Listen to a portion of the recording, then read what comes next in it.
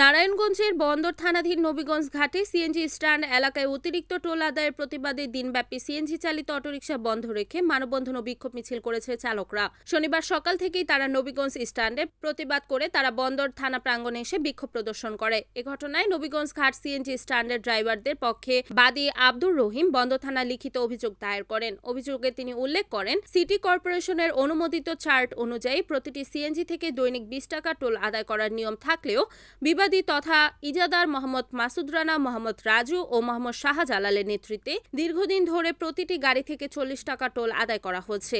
অভিযোগে আরো বলা হয়, গত 22 আগস্ট সন্ধ্যায় বিবাদীরা টোল আরো বাড়িয়ে 50 টাকা আদায়ের ঘোষণা দেন। এ সময় চালকরা বিষয়টি ঘৃণা ভরে প্রত্যাখ্যান করলে বিবাদীরা তাদেরকে লাইনে গাড়ি চালাতে না দেওয়ার হুমকি দেয়। পাশাপাশি সিএনজি চালকদের বিশ্রামাগার অফিস দীর্ঘদিন ধরে দখল করে রাখা হয়েছে বলে অভিযোগ উল্লেখ করা হয়। এ ঘটনায় ক্ষুব্ধ চালকরা সকাল থেকে নবীগঞ্জ স্ট্যান্ডে অটোরিকশা চলাচল বন্ধ রেখে মানববন্ধন কর্মসূচি পালন করেন। পরে তারা বন্দর থানার সামনে বিক্ষোভ মিছিল করেন। সিএনজি ড্রাইভার আমরা এখানে বন্দর থানা অভিযোগ করতে আসছি।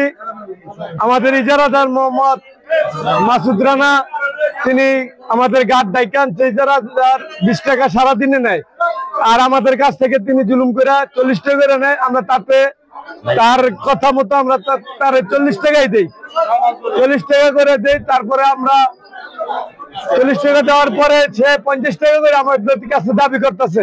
তার এই দাবি আমরা মানি না বিধায় সে আমাদের গাড়ি সব লাইনম্যান রে দিয়ে দমকে স্ট্যান্ড থেকে খেদাই দিতেছে।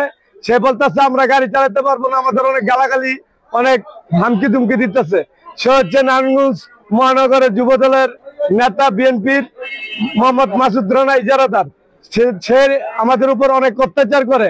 আমাদের কাছে আমাদের স্ট্যান্ডের যে লাইনম্যান প্লাস আমাদের ড্রাইভার ভাই প্লাস আমাদের মালিক সমিতির যারা আছে তাদের কাছে কোনো ডিসিশন না নিয়েই তারা উপরে থেকে ডিসিশন যারা না দিলে তার গাড়ি চালাতে তো না।